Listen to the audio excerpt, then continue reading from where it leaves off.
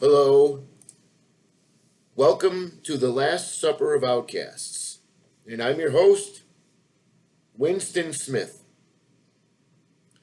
Today is June 28th, 2026. At least that's what I've been told. Our quote of the day is from none other than Mr. George Orwell. And it's not really a quote, it's a portion from his Animal Farm book. And here we go. In the past, no government had the power to keep its citizens under constant surveillance. With the development of television, private life came to an end. And there you have it, our quote for today. That's a shortened version that's much, much longer, but it gives you kind of an idea of where I'm going with this video. And I want to make this short because I wanted to just get it off my chest, because it seems to be very topical. Let's put it that way. So the other day, or actually yesterday, I was driving and talking to one of my customers while I was driving Uber, and it was a very short ride. I think that's pertinent to the topic here. And it was a short ride. It was right down the street from where he lived, so it was like no more than 3 to 5 minutes long. But somehow we got in a pretty good conversation about how the roads here in Phoenix, Calcutta, seem to make no sense. The roads twist and turn.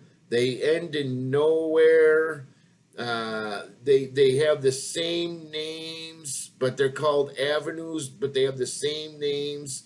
It could be Robertson Avenue, and then right next to it is Robertson Place, and then right next to it is Robertson Street. And he was talking about how it causes all sorts of havoc with him getting his mail, with getting deliveries, with people that are trying to visit him. And it made me realize, because I think about this as I am a driver, and just why do they do this? The roads are twisting and turning, and sometimes you go into one of these roads and you can't figure out how the hell to get out of it. So I asked him about that, and he gave me some actually very good answers, which I don't want to get too far into it, but the idea is you're in a major, I guess you call it a city. I'm not really sure about that. It's Phoenix is sort of like a city. It's like technology meets Calcutta. I don't know how else to explain it. It's like third world conditions meet Amazon, or third world conditions meet Silicon Valley. It's very strange. It's very up on the technology, but when you drive down the streets, it's like you're driving in a village in India that's been is still wrecked by the British wars. It's unreal. I can't stand this place. But I digress. So we were talking about why the roads are built like they are. And he gave the explanations, and it was an interesting talk, and it actually made sense. It basically boiled down to giving people that live in these places the feeling that they are little communities and that they are hidden from the main part of the city. And it also he gave the explanation that it's a way of curbing speed and making the cars go a little bit slower. But in all actuality, all it does with these confusing streets here is it just makes drivers more angry, and they speed even more, and there's an accident every 10 seconds here because of the way the streets are designed. But the city planners apparently don't have the brains to have figured this out yet, even though an imbecile like me has figured that out. But the real point here is that today, this conversation again was yesterday afternoon. And today, just a short while ago, while I was looking at YouTube and just catching up, I like to watch certain channels that keep up with the news and things like that. There were videos that actually start, not ads, to make that clear. They were videos that started popping up on this very topic of why the Phoenix streets are built the way they are. So let me just repeat that. Videos started showing up on my laptop today, one day after I had the conversation with this gentleman in my car, where my laptop was nowhere in sight. And I don't use my phone to watch YouTube. I only use my phone to drive Uber and to ignore phone calls mostly, and maybe answer a message from one of my family members here and there. And even that's very sparse. I use my phone very sparingly. I'm not one to carry my phone up my ass like many other idiots in this world. So the video started showing up on my desktop computer, related very closely to the conversation I was having in my car, where my desktop computer is nowhere in the vicinity of my car. So you can take it from there and make your own assumptions of what I'm trying to get at. And this reminded me also, when I first moved to Phoenix, Calcutta, uh, I lived in an area that was, the house was huge, and I lived in a guest house, and it was actually in Paradise Valley, Calcutta. And they were the people that they threw I think it was like a New Year's party that we were at, and the people that were there, I became friends that actually were leasing that house, which is now gone. They became friends, but at that time it was around 7 years ago. I think it was like a New Year's Eve party, and people were talking that came to talking about the subject of axe throwing axes, which I'm from Buffalo, New York. I never heard of such a thing. It sounded stupid to me, and it still does. But they were talking about axe throwing. And this is the first time I ever heard of axe throwing. I have no interest in axe throwing. I think it's dumb as fuck. And but they were talking about it, so I pretended like I was interested. And then lo and behold, uh, I don't even think it was the morning after. I think it was just like hours after. I go into the room that I was staying in, which is like 100 to 200 feet away from where this conversation occurred. I did not have my phone on my person. That's a key point here. I did not have my phone anywhere on my person. I remember this because it was shocking to me that the ads for axe throwing, which I could give two shits less about, showed up on my phone after I went to retrieve the phone. I think it was just a couple hours later. It wasn't even the next morning. And ads started showing up on Facebook for axe throwing on my phone, which wasn't even near me at the time that these people were talking about axe throwing, which is the dumbest fucking thing I've ever heard of in my life. So that leads you to, you can make your own conclusions about where I'm going with this. And, I remember my uncle saying a long time ago, this is probably 10, 15 years ago, and he was a veteran of Vietnam. And this kind of goes back to the quote we started with by George Orwell. And my uncle actually said, we were discussing something about, surveillance in the government or whatever. And he actually said something along the lines of, meaning he, actually thinks the television is watching us.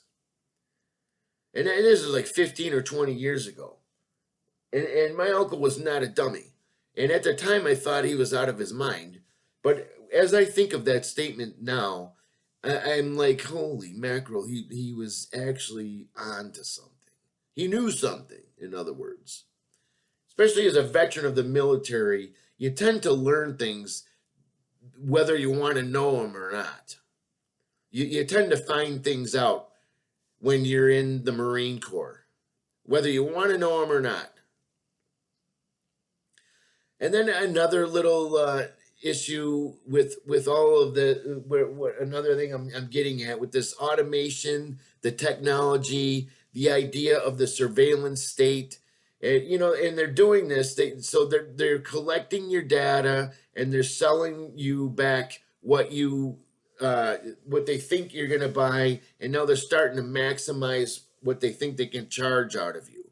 So that's a whole nother subject. I don't want to get too deep into it, but now in Phoenix, Calcutta, even though it's like a third world state out here, they are, like I said, they're very up on the technology. So they have traffic lights now that are flashing and taking pictures of you if you go through a red light. They have flocking cameras all over the place. There's 5G towers built into the palm trees. The palm trees that have these 5G tower signals in them aren't even real.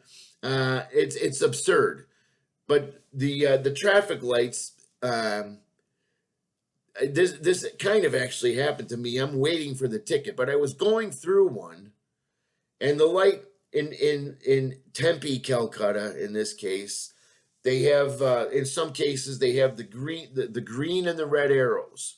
So you got the red arrow, and the red arrow usually is red for like 45 minutes. You're sitting there, and then it'll turn yellow for like 2 seconds, and then it'll turn green for another 2 seconds. So overall, you have, after waiting for 45 minutes at the light, you have 4 seconds to turn, and there's 19 cars waiting there because we've all been waiting there for 45 minutes.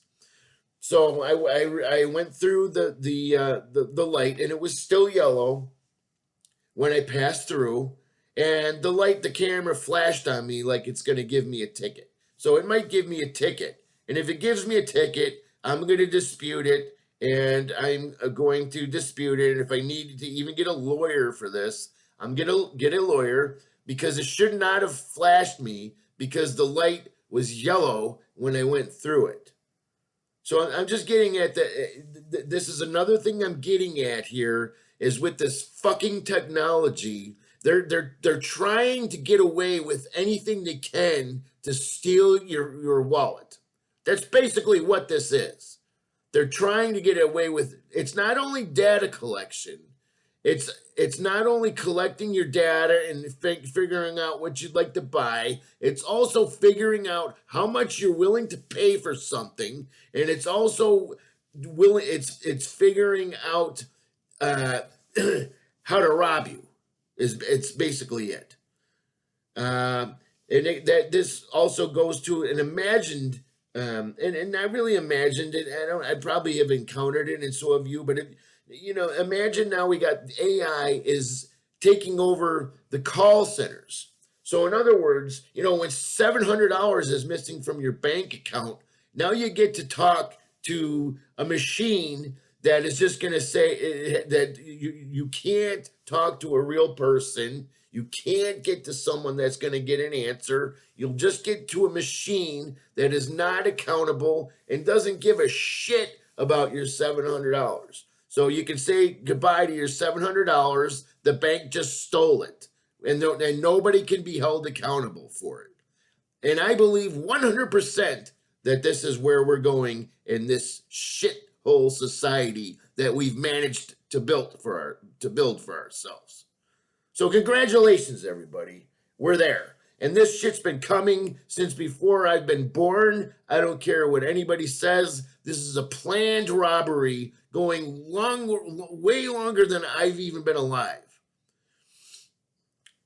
And even now, like, the grocery stores even in on it. I go to there, and now they're issuing coupons to me that exactly match the purchases that I make in previous transactions, and I get coupons.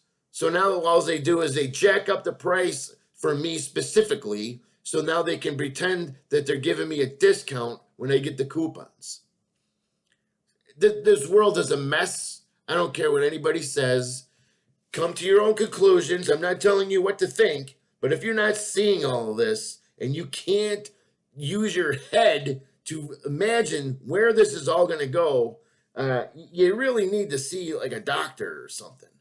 You really do. If you can't see where this is going and that we're already there, we're like halfway there into this total surveillance state and a total robbery of everything that we have. Our humanity, our wallets, our souls, everything's getting stolen from us right in front of our fucking eyes. And yes, I am angry, and you should be too. But make up your own mind. All I'm saying here is pay attention. Think for yourself. Pay attention. Look around you. Put two and two together. All of this bullshit is no accident. This is not to make your life easier. It's to steal your wallet and to steal your soul. So that's all I have for tonight. I hope you got something out of the video, and I really do hope you pay attention to what's going on around you, because it's never been more important than it is right now, because this shit is ramping up. They're ramping up to put all of this into full gear. And by the time the dummies out there realize that it's going to be too late. It's going to be too late. It's already probably too late. But I'm done for my rant for today. Thank you for listening. I hope you got something out of the video. Please like, subscribe to the channel. Please hit the notification bell if there is one. And I hope you enjoyed. I'll talk to you soon, and thank you very much for watching. I hope you have a great night.